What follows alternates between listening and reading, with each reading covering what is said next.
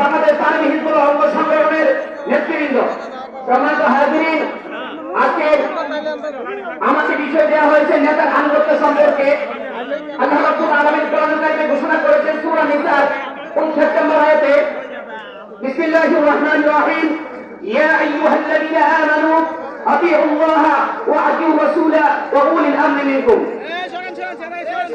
সম্মানিত হাজিরিন, আল্লাহ তাআলা বলেছেন, হে ঈমানদারগণ, তোমরা আল্লাহর আনুগত্য করো, তার রাসূলের আনুগত্য করো এবং উলি আমরি মিনকুম, তোমাদের নেতৃবৃন্দের আনুগত্য করো। সম্মানিত হাজিরিন, আমরা আনুগত্য একটি পরিবার, একটি সমাজ, একটি রাষ্ট্র, একটি সংগঠন, আনুগত্যের কোনো বিকল্প নাই। যে সংগঠনের আনুগত্য নেই সেই সংগঠন সমাজে, রাষ্ট্রে কোথাও তার মাথা তারা দিয়ে দাঁড়াতে পারে না। মুআজ্জাজ হাজিরিন, আনুগত্য হচ্ছে দুই প্রকার। এক নম্বর হচ্ছে নিষিদ্ধ আনুগত্য, দুই নম্বর হচ্ছে ফরজ এবং ওয়াজিব আনুগত্য। নিষিদ্ধ আনুগত্য হচ্ছে কাফের, মুনাফিক, নাস্তিকদের আনুগত্য করা, আর ফরজ ওয়াজিব আনুগত্য হচ্ছে আল্লাহ তাআলা বলেছে, ইয়া আইয়ুহাল্লাযীনা আমানু আতিউল্লাহ, তোমরা আল্লাহর আনুগত্য করো, এটা হচ্ছে ফরজ। ওয়া আতিউর রাসূলা, রাসূল আনুগত্য করো, এটা হচ্ছে ফরজ। ওয়া উলিল আমরি মিনকুম, এবং তোমরা তোমার নেতার আনুগত্য করো, এটা হচ্ছে ওয়াজিব। মুআজ্জাজ হাজিরিন, আজকে আমরা যদি বাংলাদেশ আর্মি হিজবুল্লাহকে বাংলাদেশের প্রত্যেকটা পরতে পরতে, রন্ধে রন্ধে তার মিশন যদি বাস্তবায়ন করতে চাই, তাহলে আমি এই মঞ্চ থেকে বলতে চাই, আনুগত্য তো বিকল্প না। ঠিক কিনা কথা বলেন? মুআজ্জাজ হাজিরিন, আজকে আমরা যে নেতা পেয়েছি, যে আমির পেয়েছি, আমার মনে হয় এই আমির বাংলার জমিনে আর দ্বিতীয় কোনো ব্যক্তিত্ব হতে পারে না। ঠিক কিনা কথা বলেন?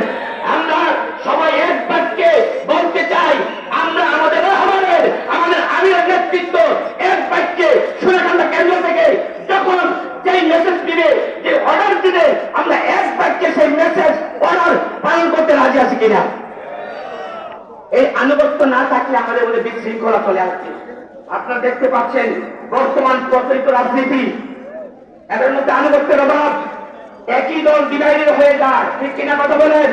আজকে আমাদের ব্যাপারে কিছু বিভ্রান্ত ছড়াচ্ছে, আমরা নাকি কোন রাজনীতি করি না। এটা ভুল কথা। আমরা বর্তমানে প্রচলিত রাজনীতি করি না, আমরা তো রাষ্ট্রের রাজনীতি। ঠিক কিনা কথা বলেন? আজকে আমরা এই আমাদের সংগঠনকে, অঙ্গ সংগঠনকে আমরা কি করতে শক্তিশালী করতে চাই, আনুগত্যর বিকল্প নাই। এই আনুগত্যে আমাদের যে সংগঠনের নেতৃবৃন্দ আছেন, আমি মঞ্চ থেকে বলতে চাই, আমরা সবাই কেন্দ্রের যে নেতা আছে, জেলা নেতা, উপজেলা নেতৃবৃন্দ, ইউনিয়ন নেতৃবৃন্দ, ওয়ার্ডের নেতৃবৃন্দ, প্রত্যেকটা নেতার আনুগত্য আমরা এক প্যাকে মেনে নিব। ঠিক কিনা কথা বলেন? এই বলে আমার বক্তব্য শেষ করছি। আসসালামু আলাইকুম ওয়া রাহমাতুল্লাহি তাআলা ওয়া বারাকাতুহু। হোমনা মুক্তার হোসেন, উনি মারা গিয়েছেন, তার পরিবার পক্ষ থেকে 25,500 টাকা আমরা বলি মারহাবা।